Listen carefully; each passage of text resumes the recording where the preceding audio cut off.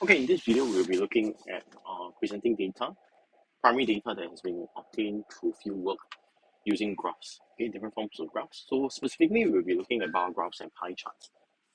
For this particular video, we will also be looking at potential use of line graphs, okay, line graphs as well to show relationships and trends between two variables, right?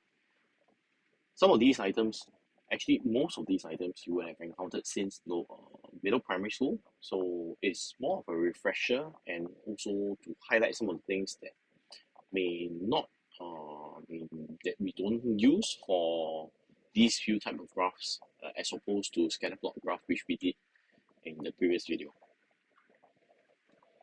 Now, when we collect data, right, quantitative and quantitative data, quantitative data is useful when you can present it in terms of graphical displays, right? They are why are they useful? Basically, there's only one very big advantage. It's quick and easy to do analysis when you have information that's presented in a graph. Okay, trends can be seen easily.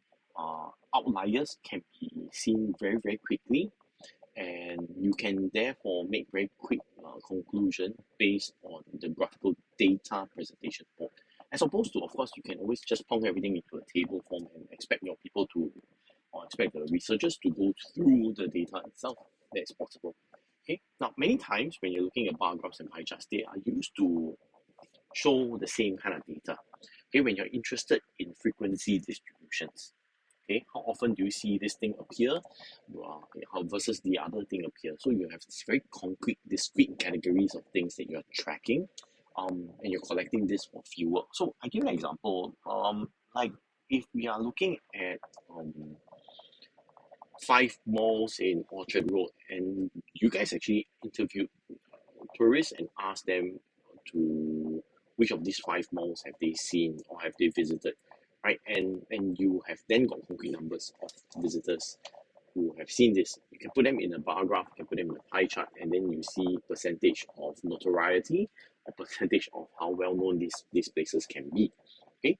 So another thing would be if you have done actually physically counted the number of people who've been through these you did a traffic survey and you counted the number of people who went through these 5 locations, 5 malls, entered these 5 malls during that period of time. You can also put that amount as a frequency distribution in the bar graph or in a pie chart.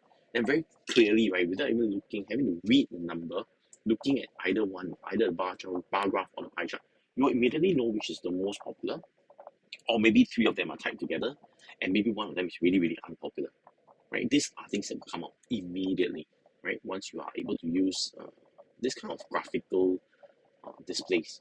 Okay, so the benefit is really time saving and also the sometimes easier to identify trends. Okay. Now, in the bar graph itself, right, most of the time your x-axis will show the categories, while your y-axis is used to show the quantifier number. Okay, so we will look at figure 3 shortly. Similarly, figure 4 is the pie chart. You can use there are specific things I need to take note of. So for figure 3 here, this is tourist arrival by different modes of transportation. So they probably did some survey with tourists asking a question of identifying what mode of transport do you take to arrive here in Singapore. And then you have things, this number of tourists who account for bus, ship, and plane. Right, so you take a look at the same data set displayed as a bar graph and as a pie chart. Okay, key things to note when you're doing a bar graph. It's a bar graph, it's not a histogram. So there should be space between the categories. Okay, clearly you can see immediately at a glance, okay, plane is most popular. Ship is least popular, right? And if you look at it just at a glance, right, both a bus and plane, and bus is about half, slightly more than half compared to planes. Okay, these are things that may take a bit of time if you're looking at the table itself, right? But when you're looking at a bar graph like this, clear categories in forms of different modes of transport, it's very, very quick or very, very efficient, very easy to pick this up. Okay, tourist arrival by different modes of transport. If it's in a pie chart, what are the key things to note? Number one, okay, you can use colors, you can use patterns to denote to annotate your pie chart accordingly. You can use colors. I repeat, you can use colors, you can use patterns. But one key thing is your labeling must be very clear. The quantum labeling should be in percentage. Okay, when you're looking at pie chart, the label should be in percentage, not absolute number. Okay, not absolute number, not in the angle of the wedge, but in percentage, right? Because you're doing comparison, the easiest way to compare for the reader is to compare percentage. Okay, so this is how it will look like. These are the 4 key things that you need to note down on your slides as well. What's the final one then? The final one will of course be line graphs. Okay, line graphs again. Let me come back here to my pie chart and bar graph one more time. Okay, now habitually, Cambridge, when they require you to use specifically a pie chart, they will give you the template. Okay, we've seen variations of template where it's a circle with the middle point noted out. We've seen circle with the middle point noted out with one radius drawn to the top. We've also seen versions where it's just a circle with the middle point, but the circle comes with markers. Okay, so you can actually not have a protractor and still be able to sketch it, right? If you get the last one. However, they are prone to giving a variety depending on the exam difficulty itself. It's not constant and there's no pattern. So for your own sanity and safety of your scores, please bring your protractor for your exams. I repeat, please bring your protractor for your exams. If you don't use it, fine. If you need it and you don't have it, you're going to be in trouble, right? You may not be able to sketch the thing. Okay. Line graphs, finally, line graphs, once again, they show useful trends and relationships, very important. Okay, this one shows relationships. How do you show relationships when you have continuous data that you want to show? So when do you decide that you want to use a line graph versus a bar graph? When you're having clear categories, okay? Most popular food item in the canteen, right? I have 5 items. Very clear. Each one has a number. They don't have a correlation between one another, right?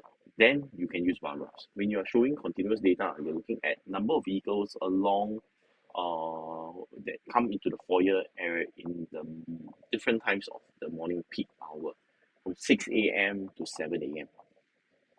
Right? I would like to know what trend like. Okay, does it decrease? Does it increase?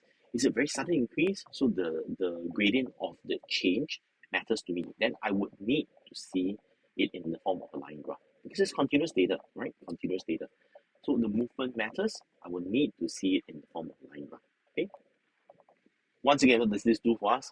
Quick, easy analysis. I can see immediately that it was on a decreasing trend. Suddenly it went up, and the increase was quite intense.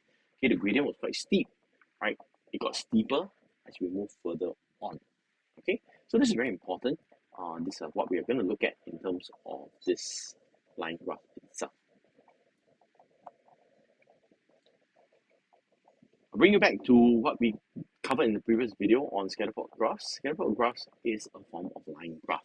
Okay, so if you take a look at this, I come back to the scatter plot graph repeatedly because this is something that is very new to you and you need to know what you're doing or what they're trying to show you here. Okay, so in this particular scatter plot graph, which shows temperature and relative humidity, right? The changes, okay, in temperature and is there a relationship between temperature and relative humidity? You can see the line of best fit is a downward sloping line. Downward sloping means there is an inverse relationship. When you increase temperature, you will see a decrease in humidity. Okay, or this is what the data shows you. Okay, so this is also a form of line graph, right? Now, let's come back to this. When you're drawing a line graph, most of the time Cambridge will give you some form of a graph paper template. However, if you look carefully at the instructions on the cover sheet, they will always include, candidates are allowed to use any form of sketches or graphs to illustrate their answers. So if they don't give it to you, but you feel that you want to do it because it's going to illustrate the answer better, you can always sketch on the space that's provided. the lines that are provided to you. Okay. For bar graphs and pie charts, they will give you templates. Bar graph, similarly, they will tend to give you a graph paper if they want you to show graphical representation of the data. Okay, right? You don't increasingly we don't see them requiring the sketching of it.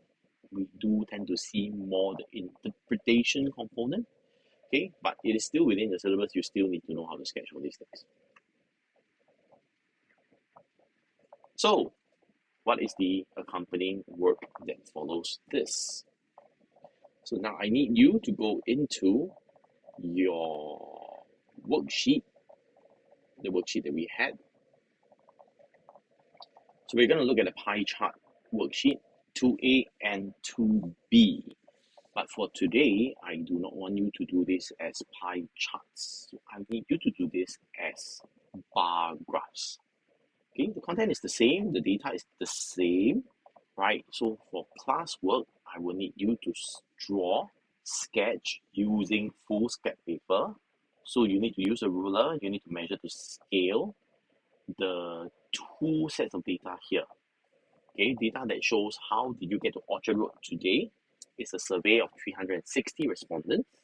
And also the second one, which is what is your favorite attraction in Singapore that you have visited.